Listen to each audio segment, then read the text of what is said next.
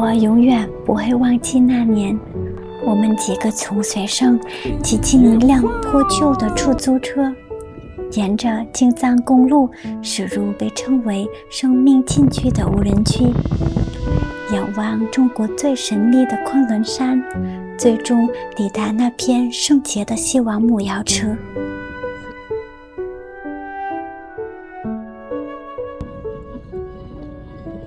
从格尔木出发，在京藏公路这条路穿越无人区，承担着80%以上的进藏物资运输任务，将材料、建材、食品、日用品源源不断输入西藏，支撑起西藏现代经济的根基。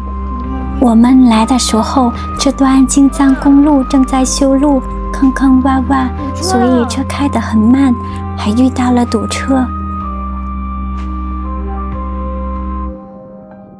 开了大概100公里，我们经过许多安检口，这里是一个比较敏感的地方，也是军事地区，警察检查得很严格，我们需要出示护照。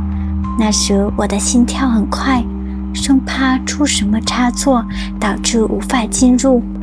被询问时我也吓了一跳，但我们的司机很善良，他向警察说明了情况。后来我才知道，虽然还没有到西藏，但外国人也不能随意进入，必须有中国导游或中国人陪同。我的唇很干啊，你的唇干吗？没有。是干呢？睡觉了。睡觉。然后前面的德国人呢？啥？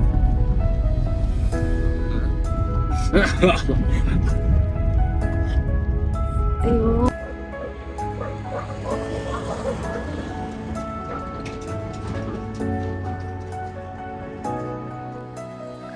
我们停车休息一会儿，去了洗手间。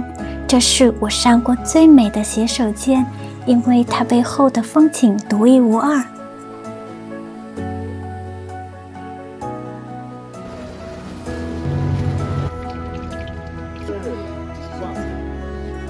我在西藏边缘买到这杯咖啡，苦但是好喝呀。因为没有糖。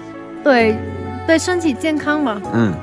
免费。附近有一辆名为陆公旅行咖啡的咖啡车，主人的穿搭像以前的老部队人员，对我们非常热情。知道我们是国际友人后，还给我们打了5折，并赠送卡片留念。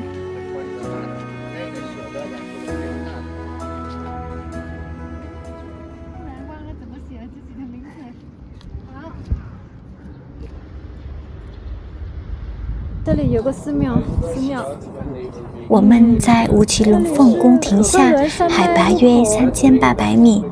我们驾车慢慢行走，既要适应海拔，又要适应强烈的日照，空气干燥的让我们的脸庞皱起，皮肤灼痛。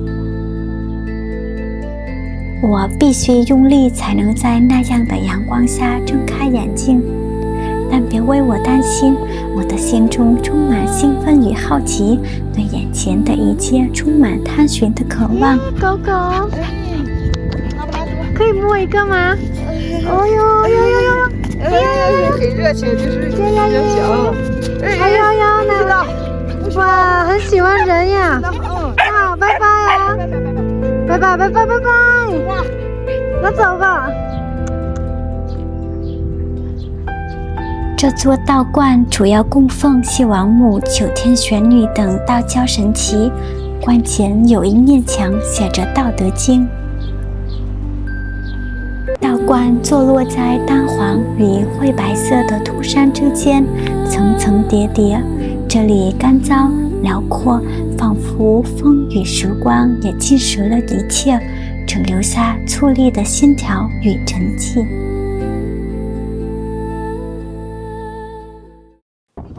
我们离开京藏公路，开进了地图上无名的路，驾驶进入昆仑山无人区。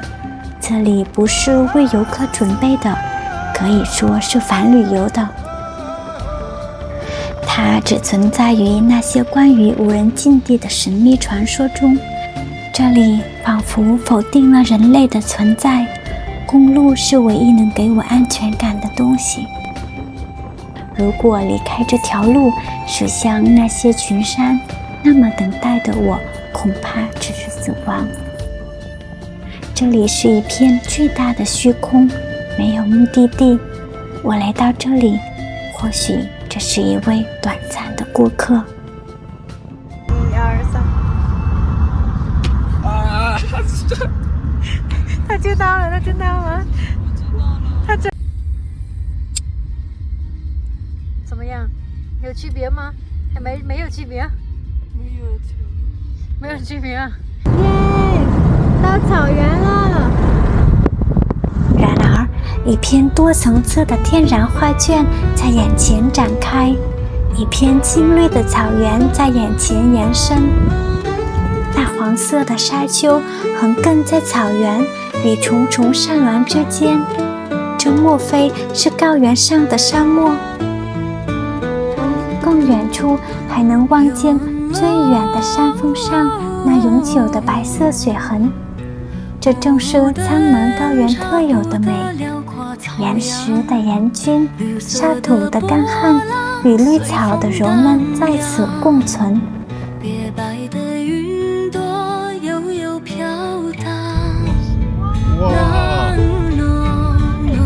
那是我心中的家园。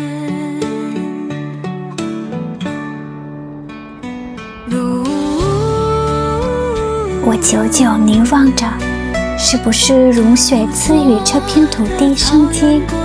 正如我所想，我遇见了一群牧民的绵羊。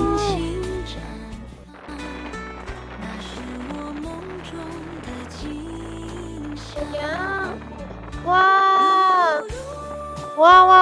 耶！好吃！这条路的尽头就是西王母瑶池，它位于昆仑山腹地的无人区，海拔约4300米。我刚下车就跑起来，感觉快要喘不过气。本应慢慢走的，但我太期待看到湖面了。湖水近看浑浊，远看湛蓝，从高空俯瞰，则如大海般碧蓝。这主要是光线、水质和视觉距离共同作用产生的光学与物理现象。开到这里就没有路了，四周是一片荒野，我们必须原路返回，因为这里是生死存亡的底线。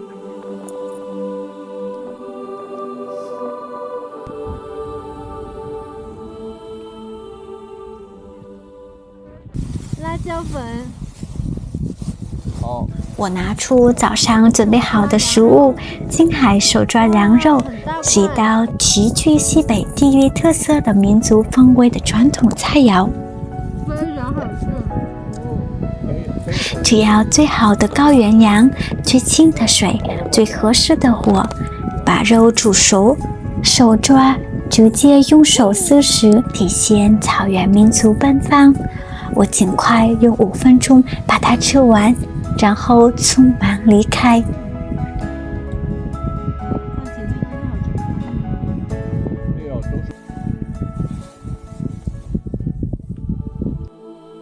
我无法用浪漫的方式仰望它，我对它心怀敬畏。人类永远无法征服自然，我们只是被允许短暂的经过，一生仅一次的看见它，然后我们离开了，没有告别，也没有留下什么。或许这就是无人区的意义，它不需要被抵达，也不需要被理解，它只是静静地存在于那里，提醒我们人类的脚步可以走得很远，但真正重要的是知道什么时候停下，然后转身离开。